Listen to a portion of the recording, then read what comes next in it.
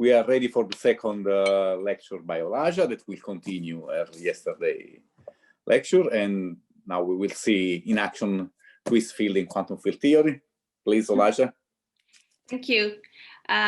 Yes, so today we're going to focus on the next part, which is about how in practice you compute these correlation functions I talked about yesterday, especially in theories away from criticality, which is really my main area of expertise with twist fields. However, I want to go back a little bit to something I told you yesterday, because after my lecture yesterday, I realized that I had a kind of freak accident whereby when I introduced all the polls in the last minute, I deleted one slide. And it turns out I deleted pretty much the most important slide of the whole presentation, which was actually the definition of the twist field, the more formal definition. So I apologize for that. This should have been there yesterday, but somehow it wasn't. So if you remember yesterday, I was talking about twist fields in general, and I gave this very simple example of the spin field in the Ising model. And the idea that this field was called a twist field because fermions were non-local with respect to it. And one way to represent that was to essentially make this spin field, this twist field, sit at the beginning of a branch cut in space-time. I put it on the space direction usually for the twist field because that's what makes more sense. But in principle, this branch cut in any direction in space-time. So in the case of the Ising model, this is very simple. And what I should have told you and didn't is how this then changes for this branch point twist field. So I want to show you this before I go to the next part of the lecture. So I told you also that one formal way to represent that diagram is to say that when you exchange the fundamental field of the theory with that twist field, depending on how this exchange happens, depending on the ordering of these fields in the space-time, in one way, nothing happens, but in the other way, you pick up a factor, in the case of the spin field, which Yurov and Samologikov famously call a semi-locality factor, which would be a phase, in this case, just -1. Now, for the twist field, this is a little bit more complicated because this twist field is implementing this cyclic permutation symmetry among all these sheets in the Riemann surface. And so the way this works is a little bit more complicated, but not so much. I think it's easy to understand if you understood the spin field. So the idea is that now we have, first of all, a replica theory. So we have n copies of whatever model we started with. So suppose that in this original model, there was a field, a local field. Now, if that field was there, in the replica theory, there are n copies of that field. So we're going to label them by an index I, and it goes from 1 to n. And when we get to n, n plus 1 becomes 1 again. So we have a cyclic symmetry. Then we have two branch point twist fields, in fact, associated to cyclic permutation symmetry.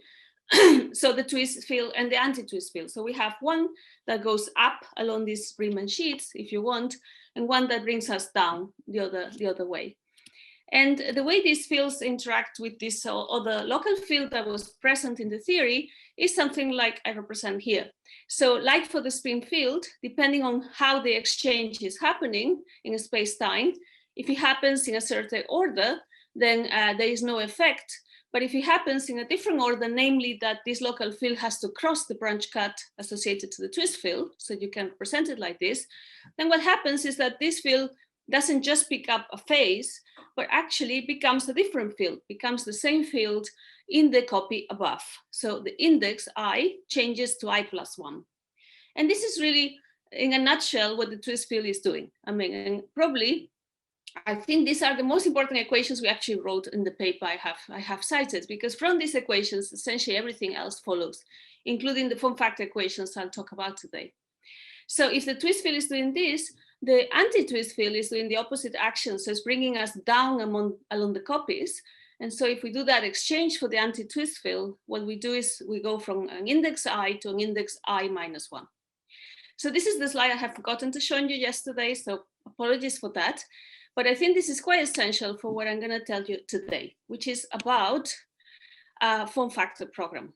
So let me go to actually full screen for this. Just a moment. Oh, God. Yeah. I have too many things on my screen.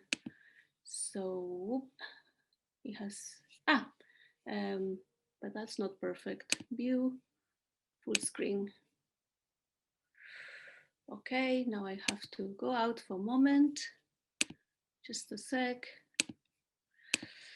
There we are. Okay, so it should be nice now and full screen. Okay, so this is the topic for today, as I said. So how do we compute these correlation functions I talked about? And by the way, Pasquale, stop me after an hour because otherwise I'll forget like yesterday.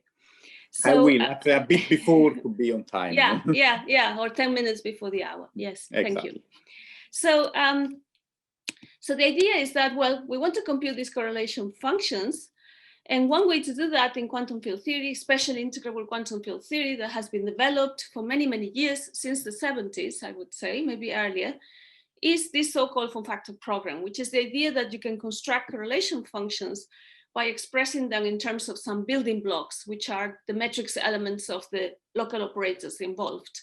So this program can be applied to twist fields, although it has to be generalized a little bit because, again, these twist fields have these slightly different properties. So to tell you about the form factor program, I have to tell you a few basic things about quantum field theory in one dimension, in one plus one dimensions. So I'm going to go through that quite quickly. So the first important thing is how you can characterize the states in such a theory or a basis of states. And the usual way we do that in 1 plus 1 dimensional QFT is to characterize the states not in terms of energy and momentum, which you could do, but in terms of a variable which allows you to write the energy and momentum nicely, which is the rapidity variable. So these thetas are rapidities. They are similar to the parameters you have seen when you talk about better answers with Balazs. It's kind of the quantum generalization of these parameters. And usually you can construct a basis by ordering these rapidities in a certain way. So you could think of a state of k particles with quantum numbers mu1 to mu k and rapidities θ1 to θk k in this way, and 0 would be the vacuum or the ground state. The energy and momenta would be this formula that you see here. So in terms of Cauchy and Sinh, which means rapidities are very natural variables, very nice variables to describe anything in 1 plus 1D. So these are the states. Now, in terms of these states, we're going to define form factors. This is what we're going to talk about exclusively today. And a form factor, one definition is this one here. So traditionally, a k-particle form factor is a matrix element between the vacuum state on one side and a k-particle state on the other side. Of course, you can compute other matrix elements with arbitrary states on both sides, but for some reason, people tend to call form factors these ones here, at least in my area, let's say. These ones are kind of the simplest ones to compute when the vacuum is on one side. So, and these are usually sufficient to be able to compute two-point functions in particular in the vacuum state. So this is what we're going to use. So if you have a local operator, you can write its form factor, define its form factor in this way. And we also need to know a little bit about the S-metrics. So some of you might, I don't know which areas you work on, all of you. Hopefully you know a little bit about integral QFT. And perhaps one thing that you have heard about integral QFT is that there is no particle production and that the scattering can be fully characterized just by the two-body scattering metrics. So if you know how pairs of particles interact, you know everything about the scattering in the theory. And one way to define the S-metrics, the usual way, is in terms of the states, is to say that if you have, is the overlap between two states where you have exchanged two particles, essentially. So if you exchange I and I plus 1, well, you pick up these S-metrics, these two-particle S-metrics, and in these rapidity variables, it turns out that the S-metrics is just a function of the difference of the rapidities. So that's also another way in which we see the rapidity variable is quite a nice way to parameterize things. So this relation is also important for later. So that's why I write it. So this is basically kind of a very quick introduction to 1 plus 1D QFT. And you can read more about it if you want to. There are lots of more things to learn, of course. So once you have this, then what is beautiful about integral models in particular is that because of integrability, these form factors are very severely constrained. And the S-metrics is also very constrained, as I said. But the form factors in particular are so constrained that you can actually compute them by solving a set of equations. In the same way, you can compute the S matrix also by solving a set of equations. This is normally called the booster program, the act of actually solving this set of consistency equations. So what I'm going to present to you today is those equations for the form factors. I will show you what they look like for a more standard field and what they become for the branch point twist field. Before that, I want to do another little poll with you, which is about to ask you about how rapidities transform under a Lorentz boost. So some of you would probably know this immediately. So I've given two options. One is true and one is not. But this transformation property is quite important later on when we compute form factors. So is there anybody that thinks it is A?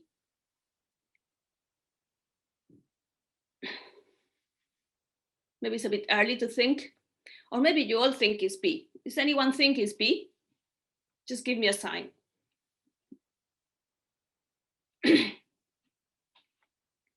Okay, there's a few people for B, I think, that are coming thick and fast.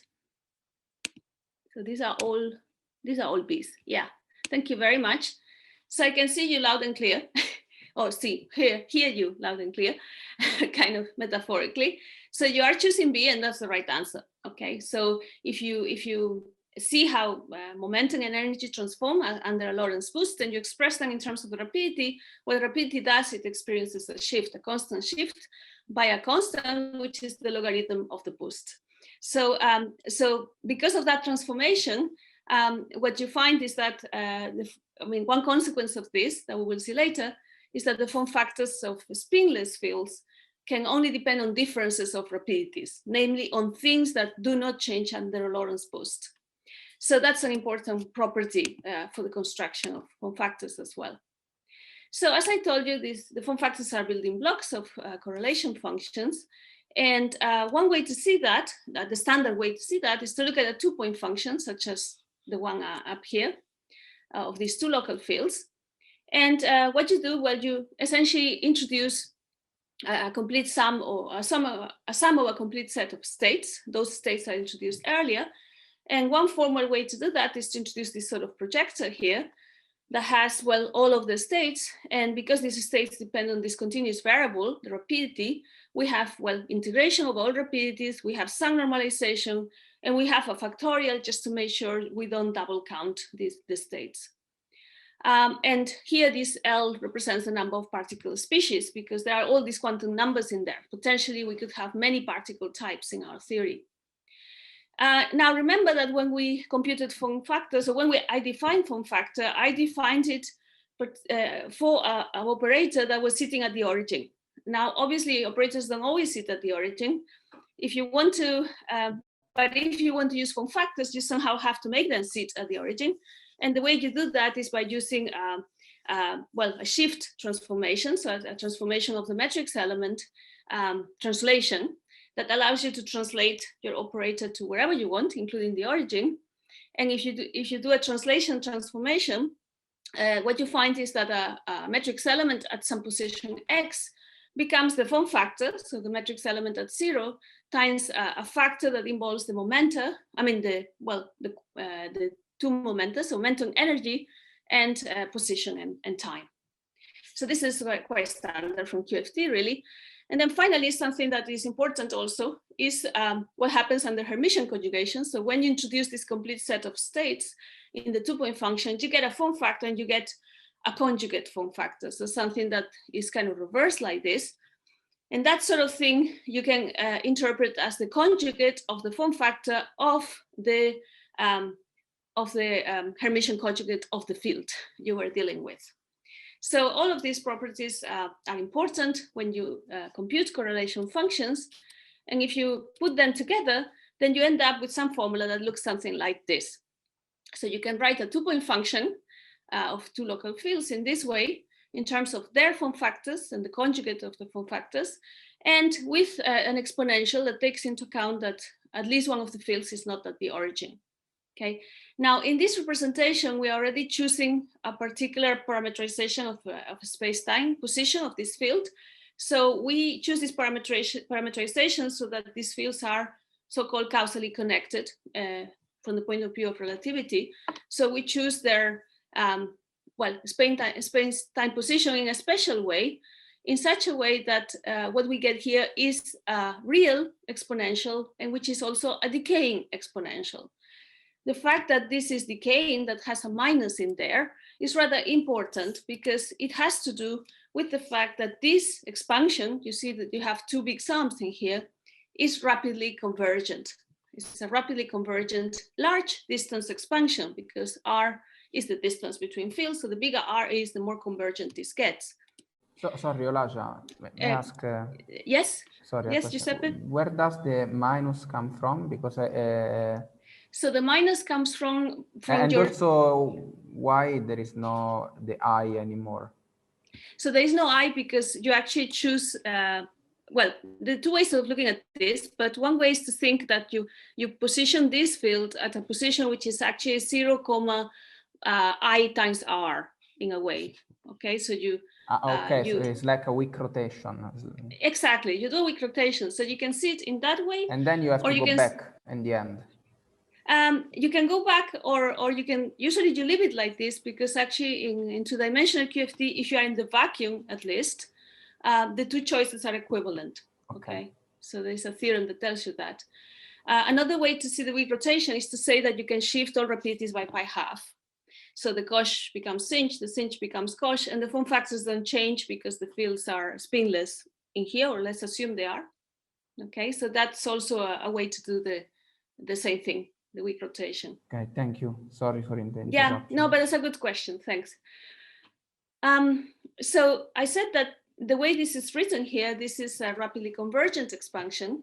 But what is kind of somewhat surprising is that this expansion turns out to converge very well also when R is small. At least in many examples people have studied, and in fact there are many examples, in particular in the work of Giuseppe Musardo. There are lots of papers he wrote with by himself and with collaborators where they look at correlation functions in different theories and unfailingly essentially find that just by including a few terms in this expansion, you can reproduce results that hold essentially at criticality, so in the opposite limit of short distances. So this is something quite remarkable as well. And because of that property, if you can write correlation functions in terms of form factors, you can actually also prove the features of the underlying conformal field theory. And what I mean by underlying CFT is the idea that although we are in some massive quantum field theory, we can always think of this theory as a massive perturbation of some underlying critical model. So this is the underlying CFT. Okay, so if you take the masses to 0, if you wish, you should get a theory that is critical, that is hiding there. So so that means that if you use this form factor expansion and you can make sense of it for very small r, in that limit, this is also the UV limit. You should recover the conformal correlators. To show that exactly is difficult though, but it kind of works well approximately. So since entanglement measures depend on correlators of range point to its fields, this kind of expansion becomes our main computational tool, especially for 2-point functions. If you have higher point functions, you have to do multiple insertions of that projection operator, and then everything gets more complicated, but you can still use the same tools. Okay, so one thing I would like to ask you, since I just made this claim without explaining it, is why do you think, or how do you think we know that this form factor expansion is rapidly convergent, even just for large distances? Okay, so I give you 3 options. So this is a proven mathematical theorem that this converges. It's been tested for lots of examples, or there are proofs in some cases, but mostly it's based on plausibility examples. So what do you think? Anyone thinks it's an A?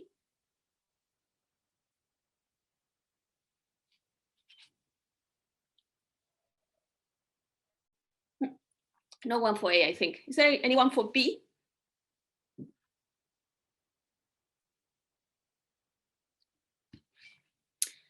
No one for B. Anyone for C? Okay, so most people think it's C. Okay, right, okay, thank you. So, so that's true. So it is not a proven mathematical theorem. There are very few things in this area that are proven in that rigorous sense. Actually, B is also true. So it's been tested for many examples. I would say both B and C are true.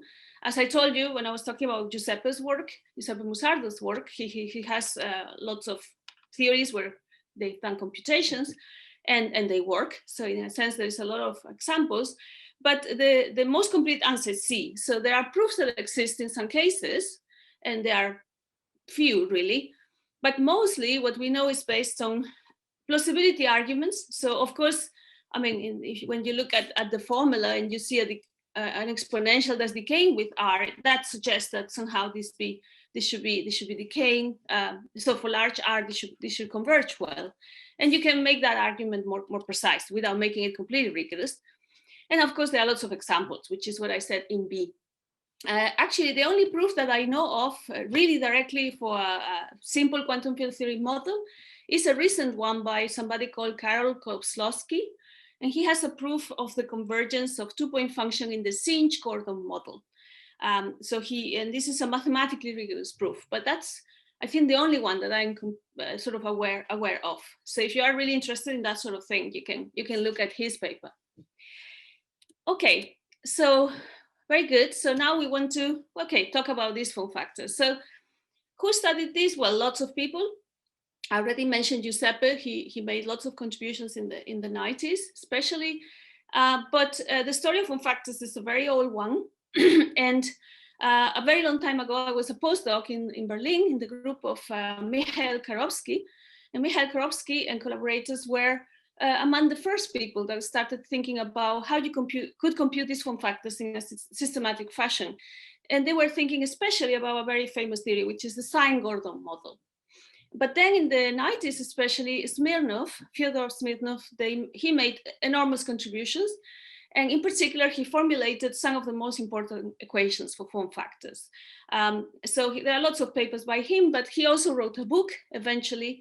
So if you want to learn more about this, there is Smirnov's book, and there is also more recently a book by Giuseppe Musardo about exactly solved models from last year, which actually explains the whole story in a way that is a lot closer to how I'm going to explain it, because after all, I learned a lot of it from him, so it shows.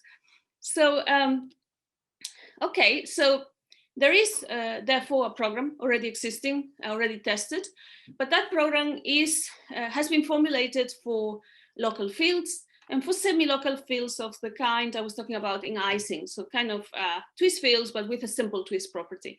So when we started working on entanglement, there wasn't really a program for these branch point twist fields, so we had to write down some new equations, some slightly different equations, and we did that in that paper. So, what I'm going to do in the next few slides is to show you the equations, both for sort of more normal fields and for the twist fields, so that branch point twist fields, so you can see the differences and you can sort of keep track of how things change. So if we go back to my spin field in the Ising model, you remember that back then I introduced this omega, which was the semi-locality index of Euroff and Samologikov. So that was the thing that the phase that you pick up when you take the fundamental field of the theory around the twist field. For the sigma field in Ising, it was -1, simply that. So let's call it omega in general. And I'm going to use some drawings to represent the equations. I'll write the equations and the drawing, because the drawings are quite a nice way to remember what's happening. And the way we're going to represent a form factor of a local field or possibly semi-local field is in this way. So we have the field, we have an incoming state with all these rapidities, and we have possibly a branch cut, which is this little red line in there. So as I said above, as I wrote above, although I didn't say it, the form factor equations divide into two types mainly. There's one type of equations that tell us about monodromy, and monodromy essentially means periodicity properties of these form factors. So how they depend on rapidities and whether they have some periodicity or quasi-periodicity.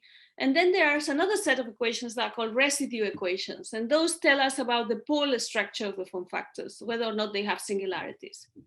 So the first two equations, the monodromy ones, they are sometimes called Watson's equations. And there are two of them. The first one describes the effect of exchanging two particles, so changing two rapidities.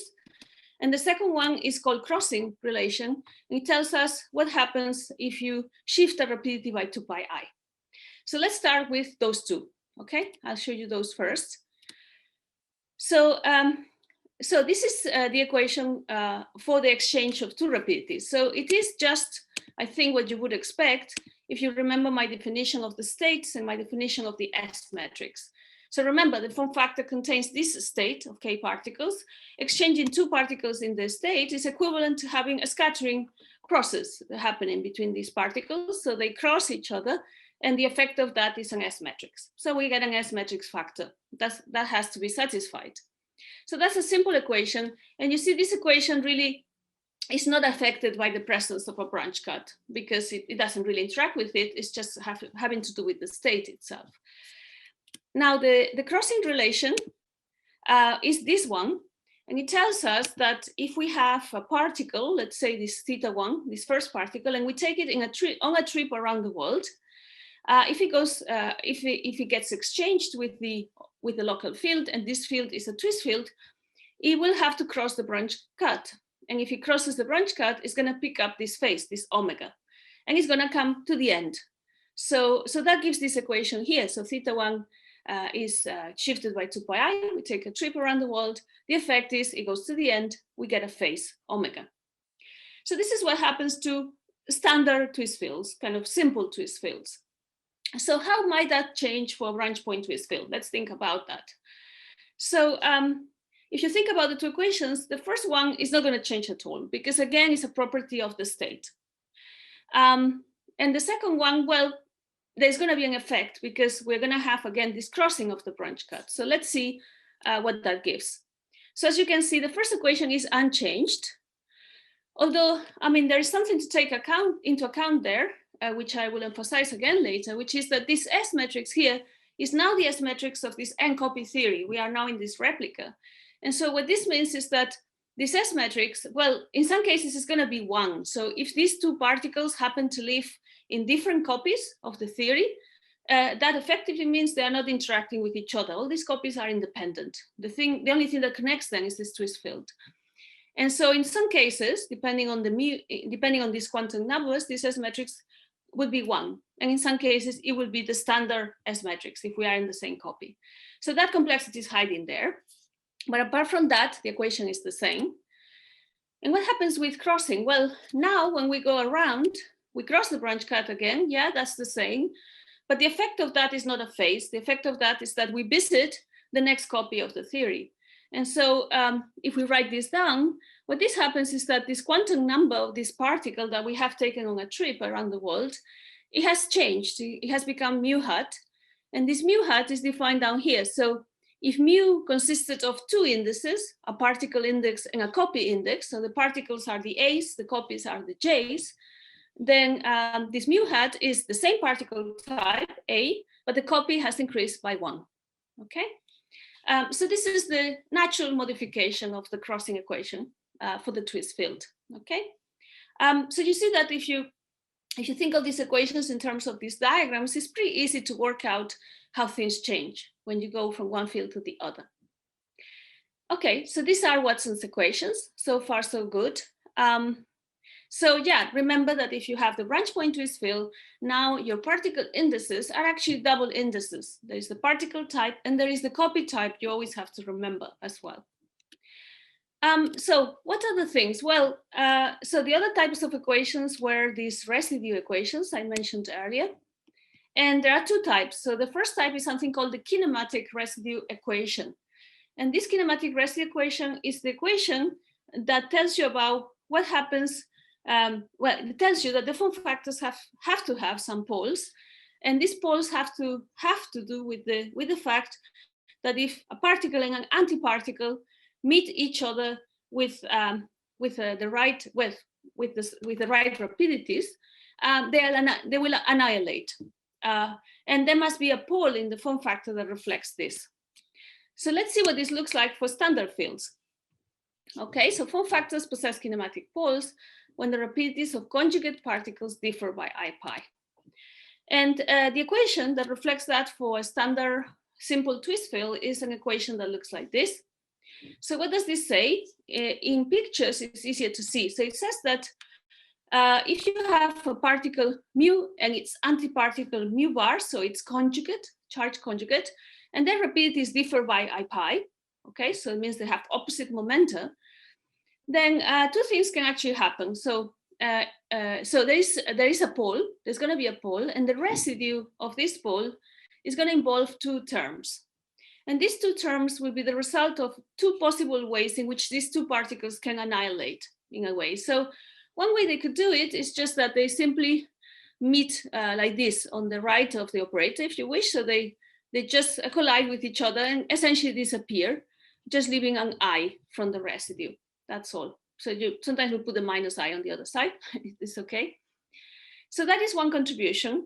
But there's also another thing that could happen, which is that instead of annihilating this way, this first particle could go again on a trip around the world and interact with everybody else first, producing a bunch of S matrices, and then cross the branch cut and then annihilate with the antiparticle.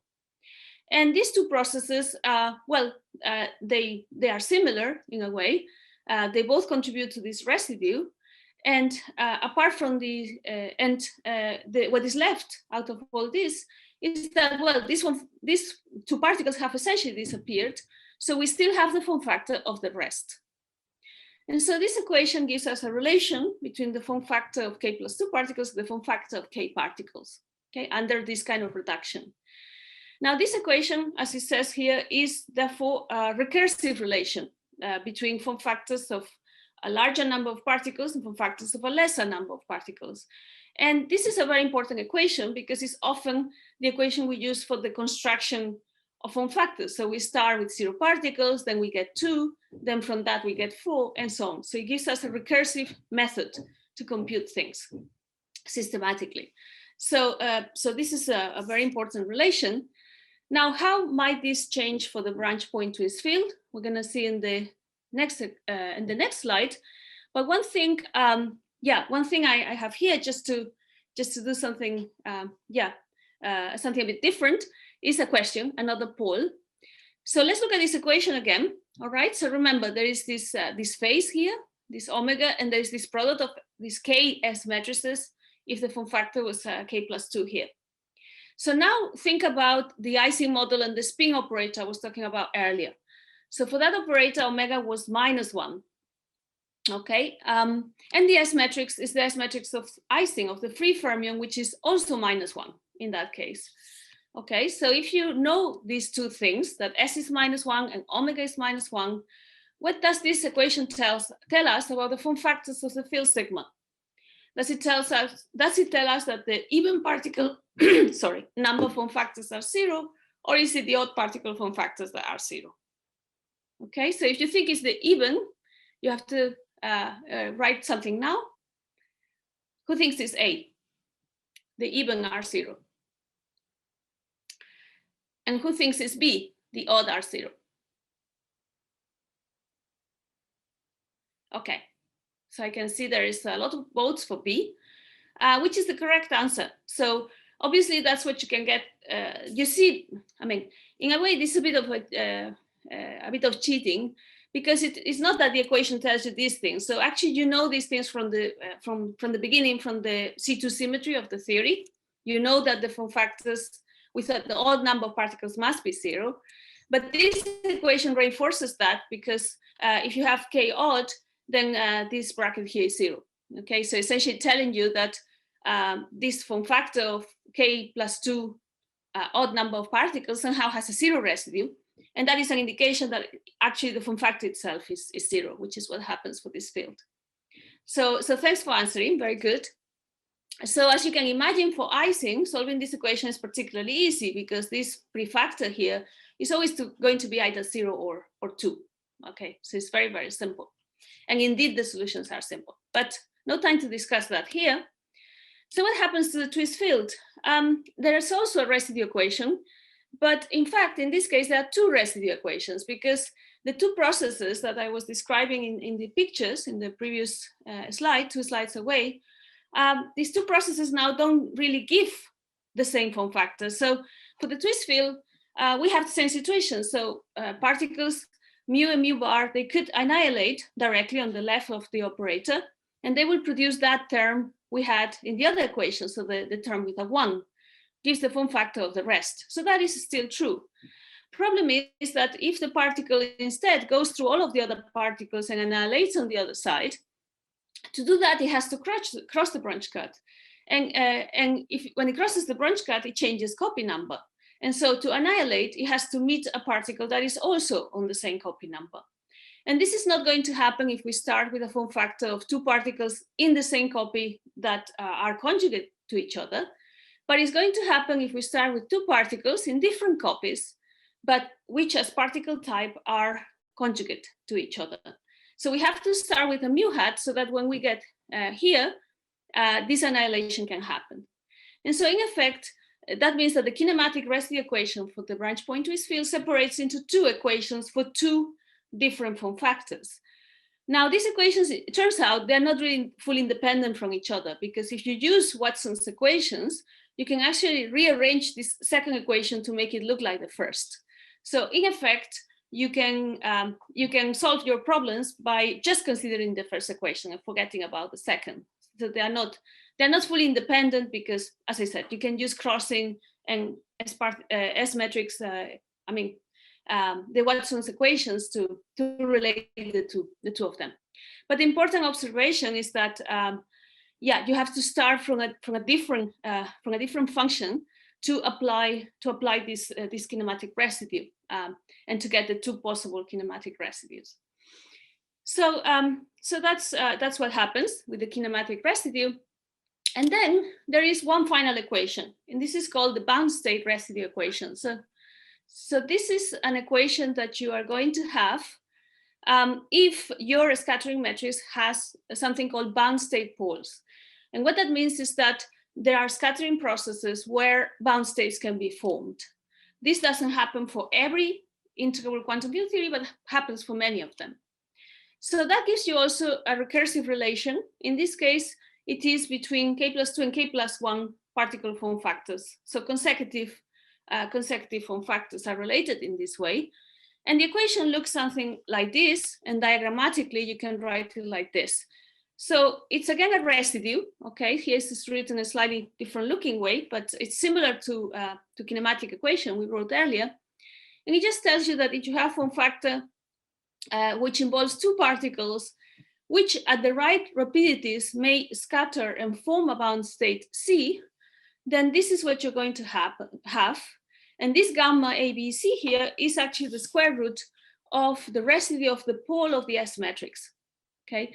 Now these UABC, UBCA, and so on, these are essentially the poles of the S matrix for that scattering, essentially shifted by pi. It's not so important. So diagrammatically means that I have these 2 particles, but they just happen to have a difference of rapidities that exactly leads to the formation of a bound state. So this can happen. And so we may have instead a form factor involving the bound state and not the original particles. Okay, so this U bar is defined like this. U is the pole of the S matrix, and gamma, as I said, is the square root of the residue. Okay, so we are thinking of this process here. So this is what this bound state pole looks like. And actually, as you can see in my picture, I even forgot to draw the branch cut. The branch cut didn't play a role here. And indeed, it doesn't play a role for the twist field either. So this equation is identical, whether you have twist field or not, apart from the fact that for twist field, you have a replica theory. So you have a more complicated set of states, S matrices, and so on. So, so if you look at this picture here, I want you to answer one question about bound states, since I haven't talked about this really at all. Let me ask you the following. So if you look at this bound state residue equation, does this equation mean that you can have particle destruction in integral models? Okay, because that's what it looks like. So these 2 particles come together, form a bound state. So what does this mean? There is no part. So one answer is that it cannot mean that. There is no production or destruction in integral models. It just means that C is a stable bound state. So it's both a bound state and an asymptotic particle. Or yes, particles can be created and destroyed. So what do you think? Anyone thinks it is A. Anyone for B?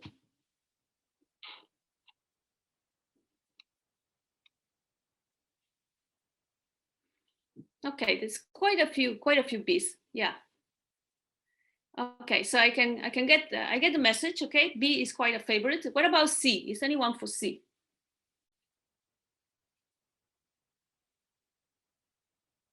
Okay, so I think B is the winner, and that's good because B is the correct answer. So in integral models, I said that at the beginning, there cannot be particle creation and there cannot be particle destruction either. So this is not what the diagram represents, although it is a little bit misleading. So what the diagram is saying essentially is that, well, you should forget about these two stable particles there. And what you're saying is that you can either have two asymptotic particles A and B coming into this form factor, or you can have an asymptotic particle of type C coming into this form factor. And if they have the correct rapidities, then there should be these relations between the residue and the form factor with C in there.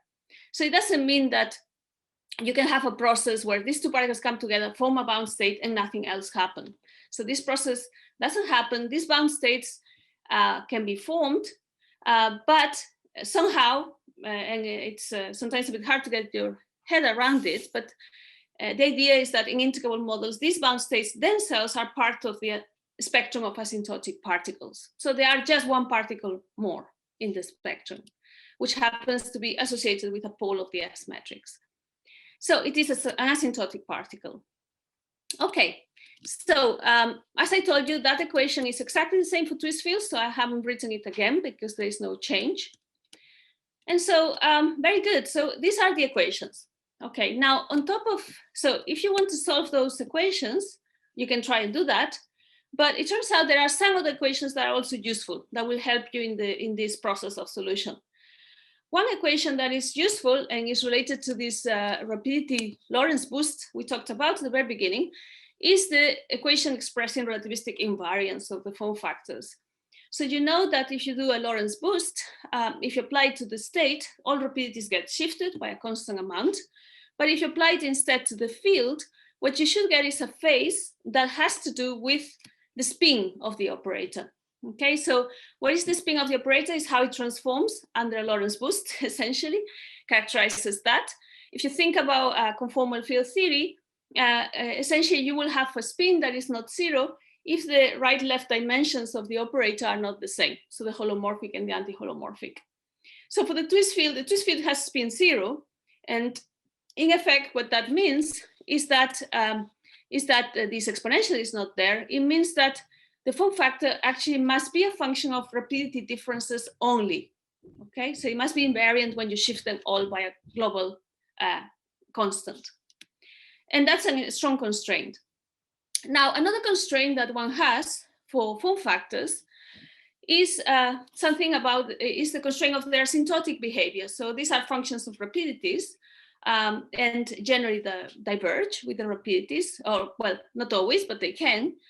And there is a result by Delfino and Musardo from the 90s, which says that this form factor, I mean, if this operator has a conformal counterpart of a certain dimension, conformal dimension delta O, so that means in the UV limit, this operator flows to a field in the original CFT of a certain dimension, then its form factor, if it diverges with the rapidity, it cannot diverge faster than that dimension. Okay, so this is something that Delfino and Musardo argued, not in a thoroughly mathematically rigorous way, but in a plausible, in a kind of physical way, which is based on looking at the two-point function of this local operator in terms of form factors, and showing that the expansion of the two-point function will only be convergent if you have some constraint in the asymptotics of this type. So there are also some bounds that I'm going to tell you something about whether a solution you are getting makes sense or not. Are there any other constraints? Well, there are some others, but I think I have one question here, which is about operator identification. So I haven't really talked about operator identification in all of this. So when I talk about form factors, I say, well, these are the form factors of some local field, O.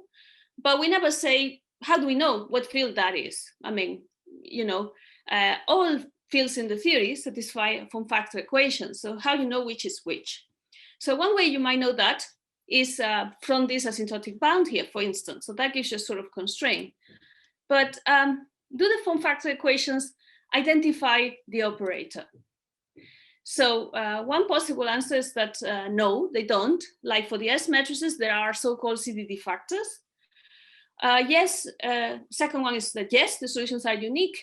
And the final one is solutions are not unique, but we can usually introduce enough constraints as to match a solution with a particular field. Let me just clear my chat. So anyone is voting for A?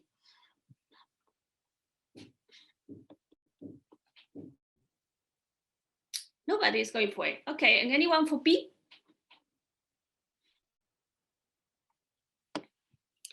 Anyone for C? Okay, so yeah, I guess I think C was kind of screaming to be chosen because it's the most explanatory one, it's the longest. And indeed C is correct, but actually A is also correct. So there are several ways in which the solutions are not unique. So obviously the solutions cannot be unique because we have the same set of equations for all the fields in the theory. So somehow if we want to, be able to find form factors of all fields, that must mean there must be multiple solutions to the equations. So C is correct. I mean, solutions are not unique, but you can usually have enough constraints like the ones I show you to kind of choose the one you're interested in. Okay, and there are even more constraints than I have shown you. But option A is also true. So form factors are non-unique in different ways, in fact. Maybe we'll discuss that a bit more tomorrow. But one way in which they are not unique, the solutions, is that indeed there are CDD factors. So what is a CDD factor? Well, for the scattering metrics, a CDD factor is essentially a function of rapidity that doesn't introduce new poles, so it doesn't introduce bound states or anything strange, satisfies all the S matrix equations. So it is a well-known fact that if you have a solution to the bootstrap, you have an S matrix that is consistent, you can always multiply it by some CDD factor and get another S matrix that is consistent. It will effectively be an S matrix of a different theory. So for instance, the S matrix of the Ising model, which is -1, is related to the S matrix of the Sinch-Gordon model by a CDD factor. So the Sinch-Gordon S matrix is actually a CDD factor completely. It's -1 times a function. So you can think of it that way. And this also happens for form factors. So there is a very, very beautiful paper by Cardi and Musardo from the 90s, I think, or late 80s, which is called something like form factors of descendant fields in the Ising model, something like that. And in that paper, precisely, they showed that if you compute the form factors of some field in the Ising model, then actually from that one solution, if you multiply it by a certain set of functions, you can get the form factors of higher spin operators in a way which mimics actually the Verma moduli in the conformal field theory for the same operator. And this is I think this is the most complete study of that. And it's very nice because again, it's Ising, so it's simple.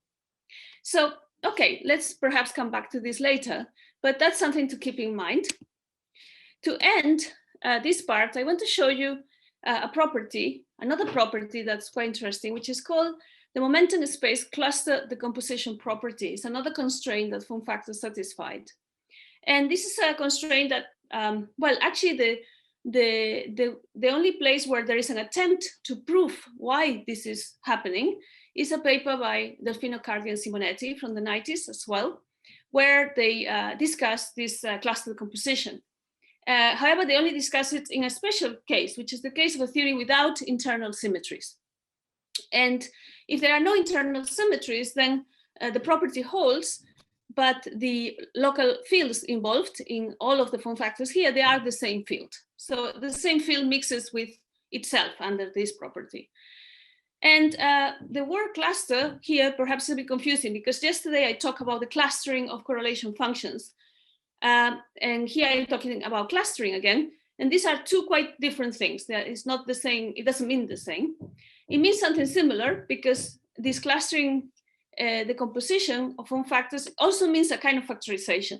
It just says that if you take some rapidities to infinity, then your form factor will factorize into the product of two form factors, possibly of different fields and very often of the same field, if you don't have internal symmetries, for instance.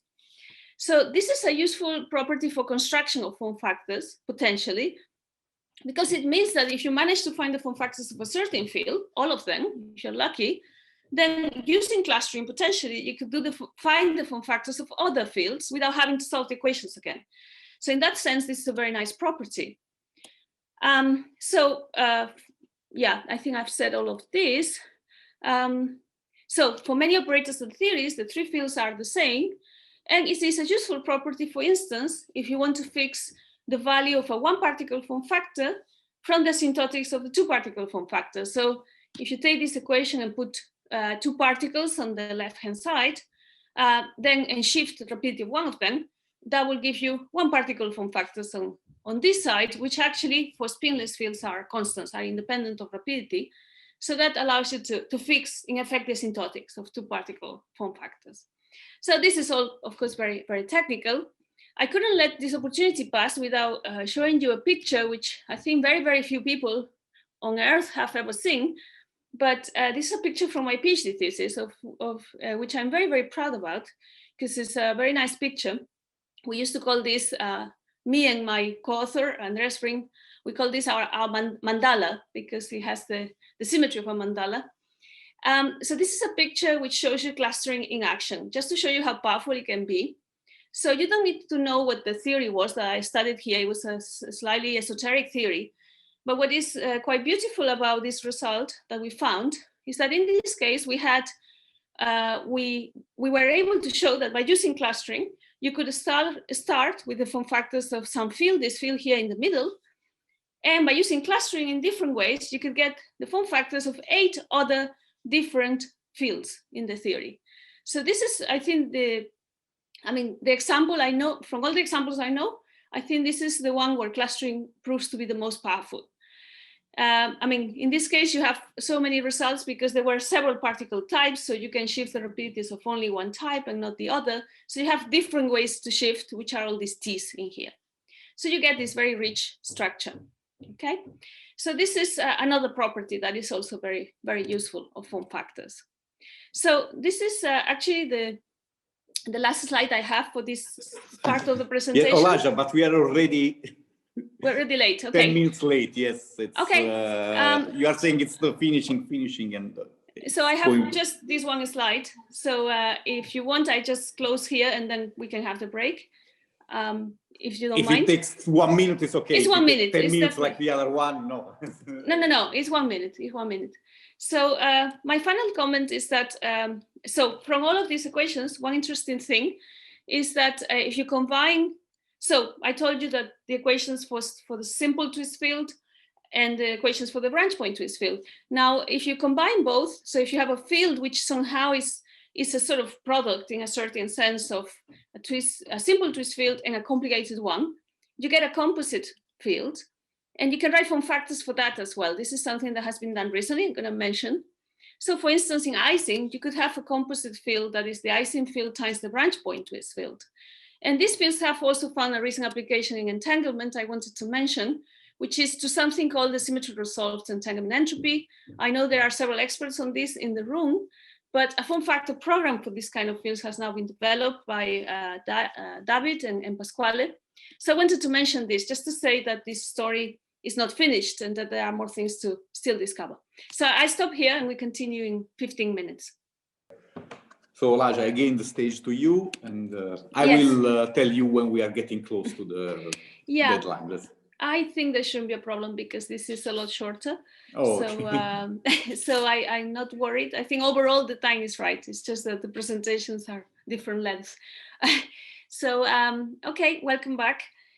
So I have now told you about the form factors, the form factor equations, what they are, and additional constraints you can impose. So once you have all those equations, the next question is, how do you actually solve them? How do you go about solving them? So over the years, as you can imagine, people have developed different strategies to do this. And there are some strategies that just work very well, and they are applied again and again for different models. And of course, they can be generalized for the twist field as well. So in this short bit, I'm going to tell you a bit about those. And there are quite a few problems on the exercises I suggested that have to do with this part of the presentation, just about you showing some identities, working out some solutions and things like that. So for diagonal theories, the solution procedure is very standard, meaning that it's been used for a long time by a lot of people, and it's easy to generalize to range point twist fields. So what I mean by diagonal theories, by the way, is theories that have an S matrix that has no back scattering.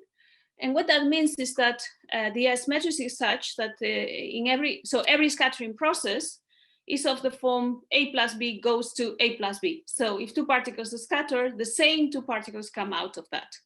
So if that is the case, this is what we call a theory with a diagonal S matrix.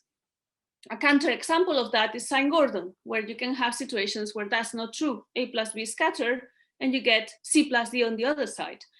A, B, C, and D are not fully independent. They have to be in the same multiplet and so on. But they can mix like solitons and anti-solitons do in Sine-Gordon. So I'm going to talk about diagonal only, and then I'll ask you a little bit later something about non-diagonal for you to think about. So I already told you that in the case of the twist field, we have this additional complexity, which is that we have n copies. And so our indices are always double. There is a particle index, there is a copy index.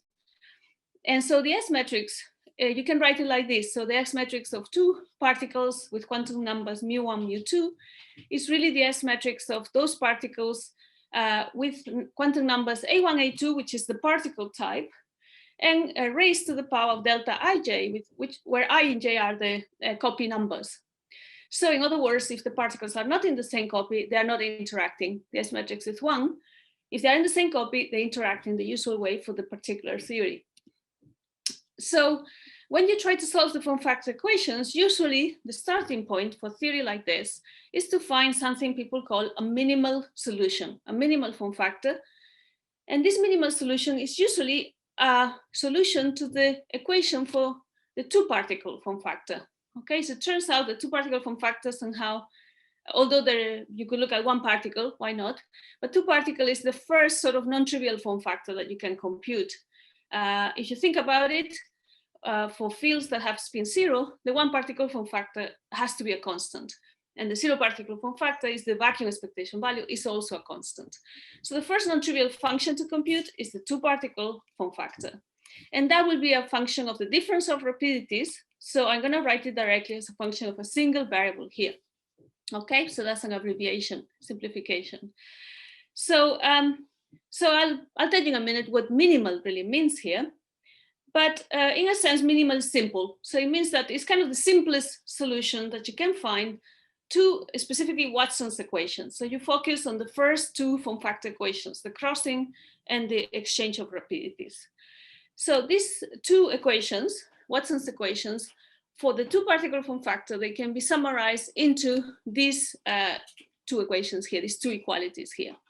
So the first equality is the one about exchanging particles, which if you write everything in terms of just one rapidity variable, it means that if you change theta to minus theta, you pick up an S matrix and you exchange the indices in the form factor.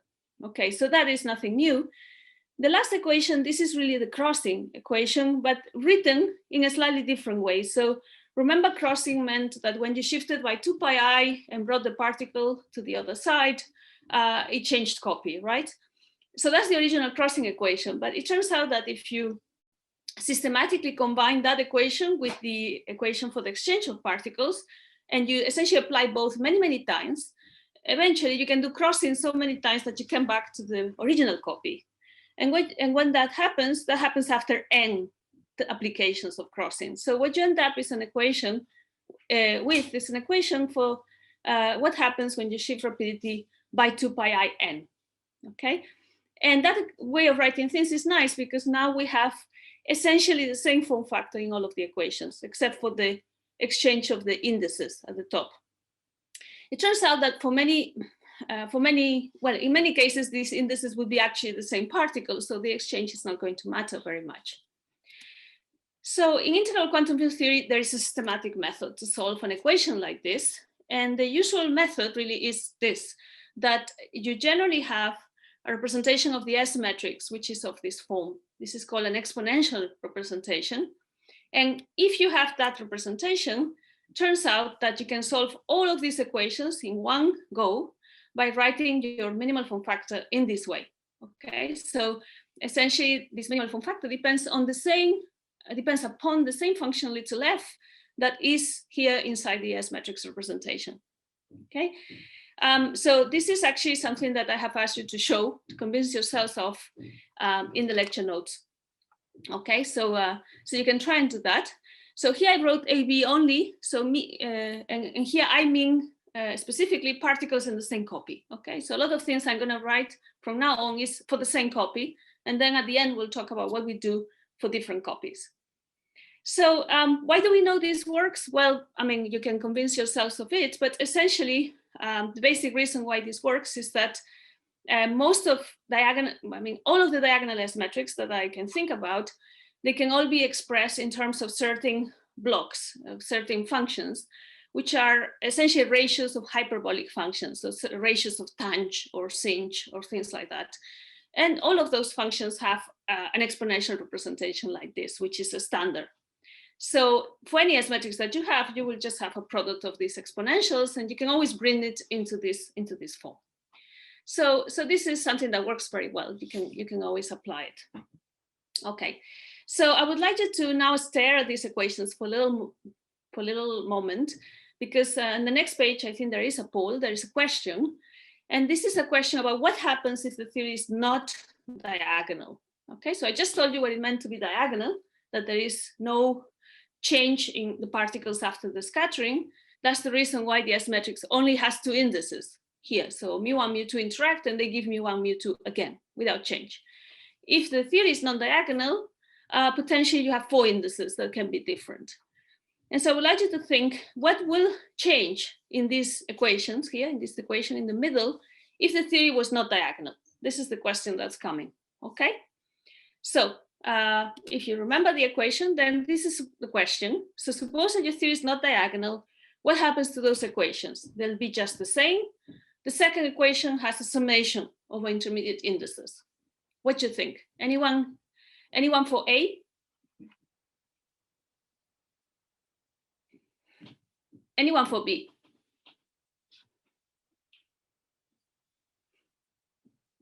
Okay, so there's quite a few Bs. Okay, thanks for answering. Very good. And that's good because that's the correct answer. So, I mean, in a way, it's not very hard to work out because the second equation here is the only one that has an S matrix in it. So the first and last, okay, there's no change there. But if you have a non-diagonal S matrix, then you have four indices here. So you will have mu1, mu2, mu3, mu4, form factor of mu3, mu4, and you will be summing over this mu3 and mu4. So you would have, so you would have something a tiny bit more complicated. So you would have to use several equations. You have to diagonalize these equations and solve them. And this can be done, for example, for sine Gordon. You can do it for soliton, anti-soliton. So at the level of the two particle form factor, this is not too complicated. But where non-diagonal theories get complicated is for more particles. Then things really get hard. So okay, so suppose that you do that and you have solved that equation. So what is that minimal form factor, by the way? So in what sense it's minimal? Well, it is minimal because it is a solution that has no poles in the physical sheet. Okay, so that solves the two first equations, but normally has no poles, which means it doesn't solve the kinematic residue equation. It doesn't solve the bound state equation. So if you want to have poles, you have to introduce them on top of this minimal form factor. This is just a kind of basic building block. However, a property this minimal form factor has is that it satisfies these Watson's equations. And because it has that property, it's quite easy to work out that if you have many particles in the same copy, A1 to AK, then a solution like this, which is a product of these minimal form factors for all possible pairings, is also going to satisfy Watson's equations for higher particle numbers. So that's why this minimal form factor is important. It's kind of a building block for the higher particle ones. So this will satisfy Watson's equations because each of these minimal form factors satisfies them. Okay, so if you look at pairs of particles, everything works. However, we still have to put the poles, okay? So we have a part of the problem solved, but we have another part to solve. So how do we put the poles? Well, it depends, so how many there are. But in general, let's for now think of a theory that has no bound states. So we only have kinematic poles, and we don't have bound state poles. If we only have kinematic poles, then a solution for the a complete solution for the two-particle form factor looks something like this. So it has the minimal form factor we just constructed. This is for a particle and its antiparticle, of course. That's the only case in which we have the kinematic pole. And let's imagine again we are in one copy, same copy. So we have to put the poles, and the poles here, they are introduced by these sinh functions. How do we know this is the right thing to write here? Well, we know in particular because if we compute the residue of this function at the pole, we get the right result, which is the zero particle form factor. This is what the kinematic residue equation tells us should happen. And this is an exercise for you to check. So that's hence all the constants that you see here. And this T here is the VEF, is the zero particle form factor. Another thing that you can observe about this function is that these sinches that I introduced, which is the only thing that depends on theta, these are functions that are 2 pi m periodic in theta, 2 pi I m periodic. And they are also invariant if you change theta to minus theta. Of course, they are symmetric in theta. So in other words, this function we're multiplying our minimal form factor by is a function that satisfies Watson's equations automatically by construction. I mean, it's unaffected by them. So you can change theta to minus theta, you can shift theta by 2 pi n, nothing happens to this factor. So it doesn't really destroy the Watson's equations we have already satisfied. So this is a solution, two-particle solution you will find in our paper. And this is a form factor that has two poles, in fact. It has the kinematic pole at I pi that you would expect, and it has another pole at 2 pi I m minus I pi, which is the pole that you get from applying crossing n times, so coming the other side. So you have to have both. In other words, remember that there were actually two kinematic equations. So these two poles reflect that. Another way to put this is that this is a form factor that takes values in an extended physical sheet that allows theta to go from 0 to 2 pi n. So how this replica introduces this extension of the physical sheet. So we have this solution. So I have a question for you since we got here, okay? And it's the following. Is this two-particle solution unique, assuming there are no bound state poles? So I did, sorry, I did write it as if it was the only thing that I could write, but do you think it is actually the only thing I can write? So does anyone think, yes, that's the only solution?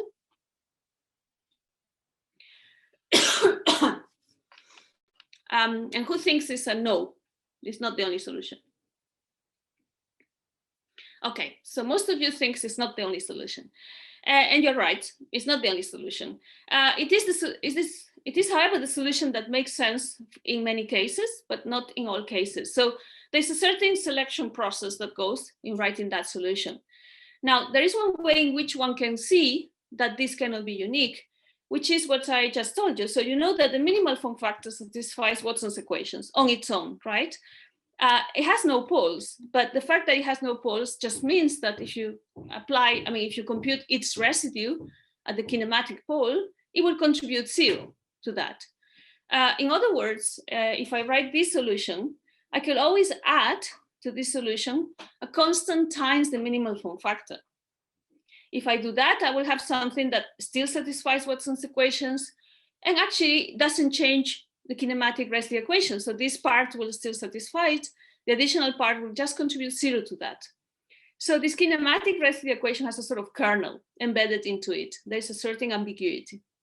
And this can be used sometimes to get additional solutions. And if I have time tomorrow, I will give you an example of that. But for most theories, you can argue that this is the solution that makes sense from point of view of asymptotics and various properties. So, okay, so now what do you have to do with this? Well, we have to create, or we have to find a higher particle solution. So it has to include this product of minimal form factors I already mentioned. It has to have the correct number of kinematic poles in the right places. Apart from the minimal form factor, any other function in there should be symmetric in theta. So when you change the sign of the rapidities, and it should be 2 pi n symmetric in all rapidities. What is that solution? Well, it is actually a solution like this. Okay, so this is a bit fast, but you can really check that this kind of thing works. So we have the minimal form factors there. We have some function in front, this q, and a constant, an h, and then we have these poles. So this denominator are the poles, and this denominator is the generalization of this product of sinches we had in the previous page. So these x's are exponential theta over n. Okay, so if you specialize the 2 particles, you get back the old solution, I promise you. These poles have to be there only if the particles are conjugate to each other, so there is a condition.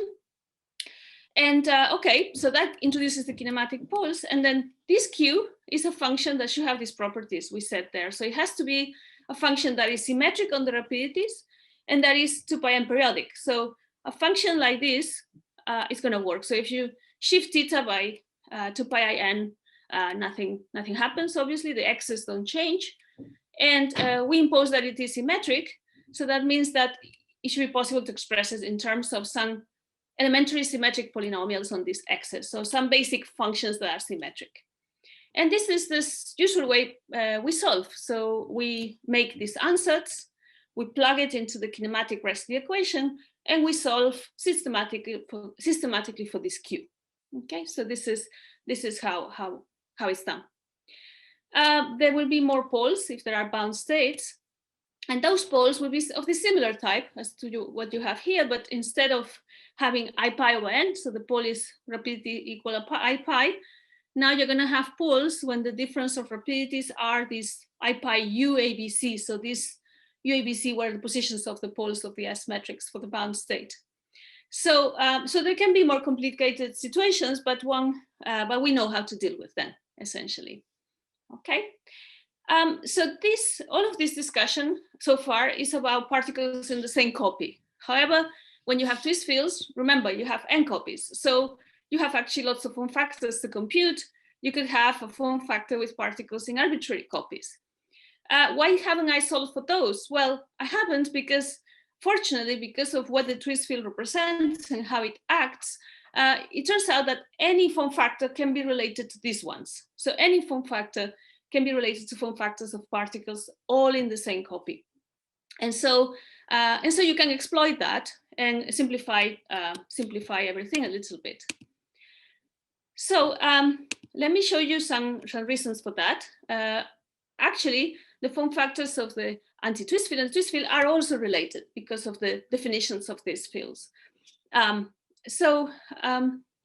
This follows well from permutation symmetry among copies. So I think I would like to know what's the time. Let me just check on my phone because I don't see. 10:35. Okay. So I think I'm going to finish early, but probably that's not too bad.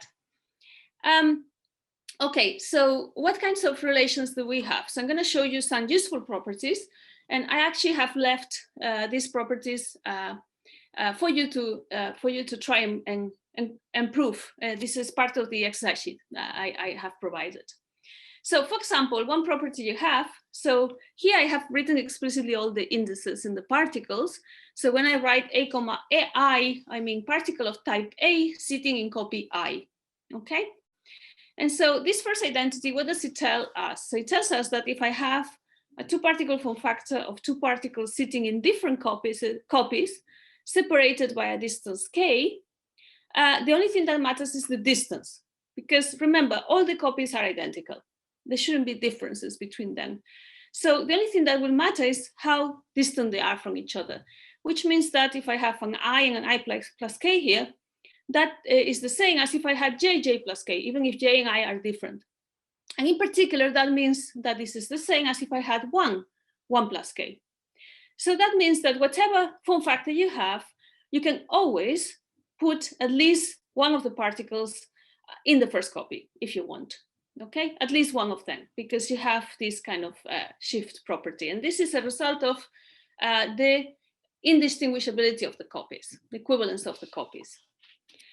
Another property that you can then prove, okay, and this requires a tiny bit more work, is that once you have this form factor where one particle is in copy 1 and the other is in some arbitrary copy, you can always use the Watson's equations, both of them, in a systematic fashion, to relate this form factor to this one, where both particles are in the same copy, but the rapidity has been shifted by a certain multiple of 2 pi I. Okay, and this is, as I said, is a property that is not too hard to prove. It requires using the two Watson's equations, crossing and exchange. Okay. Then, well, there's also a relation between the field T and the field T dagger. Okay, and this is because they implement the opposite symmetry. And that means that if I have a form factor of the field T, of a twist field, for copies I and J, that should be the same as the form factor of T dagger at copies M minus I, M minus J. Okay, and that's because one way to think about how these fields are related is to, you could think that T dagger acts exactly the same as T if you relabel the copies in the opposite order. Okay, so you start from N and go to 1. And this is what this identity here represents. Okay, so that means also the form factors of T dagger are not independent. And finally, now that you know that, you can also prove, or we can also prove, that the form factors of T dagger in copy 1 J are related to those of T in copy 1 up to a shift in the rapidity. And that property is very similar to the one we wrote up there, okay? Without the restriction J bigger 1, because here, when you put J equals 1, you get exactly the right thing, okay? So these are all very useful properties that if you do calculations with form factors, as I do, you use all of the time. They are very useful. Finally, there is something a little bit more general, which is follows from all of this, which is this property here. And this property tells you that if you have form factor of particles sitting in arbitrary copies, mu1 to mu k, this is related to the form factor of particles sitting on the same copy, particularly it could be 1, it could be any, but let's say it's 1, up to a shift of all the rapidities. And the shift is a shift of this type. So again, you have the type of shift that appeared in the equations at the top, in the first few equations. So any form factor can be related to the ones I have been computed in the previous slides. And that's why I focus on those, okay? Now, one property that we also mentioned yesterday at the end of the lecture is that the twist field has this property that when n is equal to 1, the twist field should become the identity. And if the twist field becomes identity, it means that all of its form factors should vanish when n is 1, except the 0 particle form factor, the vacuum expectation value, which should become 1. And so all of these form factors have to be such that they vanish at 1. And you see, if we go back to my solution from earlier, that in particular, this solution here has a sign of pi over n, which is the thing that ensures that that happens for 2 particles, for instance. But this has to happen for any number of particles. Okay, so that's also a useful consistency check when you're solving equations. Okay, so so these are the relations. As I said, you find that those in the Excel sheet for you to play with if you're interested in this. So you can try and show them. And by the way, tell me about any mistakes you find in my solutions, because probably there will be some. I mean, I've tried not to make any, but you always get confused with all these indices. Even I do after 20 years. So let me tell you the last thing before we go. This is literally, I think, my last slide. And this is about how to compute a 2-point function. So on Monday, I'm going to give you a few examples of how all these things can be used in some applications. And the first example I'm going to talk about is the 2-point function of twist field, which, remember, this was related to the entanglement entropy of one interval. So suppose that we now want to compute this 2-point function. So based on what I told you today in the lecture, you know now that you could expand this function into form factors of T and T dagger. And you also know that these form factors are related to each other. They are related to form factors of the same copy. So suppose that you're writing your form factor expansion. When you write that expansion, you're going to have contributions from 0 particle form factor, that is the vacuum expectation value. That is a constant, that's trivial. The next contribution comes from 1 particle form factors, and it's going to look, apart from all the integrals and things like this, that you're going to have some sum of this type. Okay, so I just wanted to show you some of these sums, so you have them in mind when we start on Monday. So for the 1 particle form factors, you would have a sum like this with two sums, in fact, one over the particle types and one over the copies, right? Now, in the case of 1 particle form factors, because our twist field is spinless, and because the form factors of spin-length fields can only depend on differences of rapidities, that means that 1 particle form factors cannot depend on any rapidities at all. So they are constants. Hence, I didn't write any variable here. In addition, we have only 1 particle, and we have just said that all copies are identical. Okay, and if all copies are identical, it means that we can replace the copy index. We can get rid of the sum of our copies by just writing n in front of this sum. Okay, so we have n copies of the same thing. The sum of our particle types stays if there are several.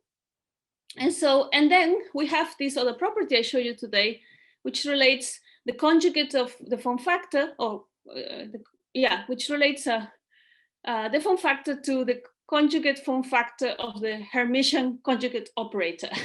So what I want to say is that this product is exactly modulo square of the form factor, just by construction. Okay, so in the last step, I just forgot about the copy index, and I just say this is the same copy, everyone. Okay, so this simplifies to that. What happens if I have 2 particle form factor? Well, similar. So now I have 4 sums. Okay, so this looks a priori complicated, but because of what I just told you earlier, there are simplifications that happen.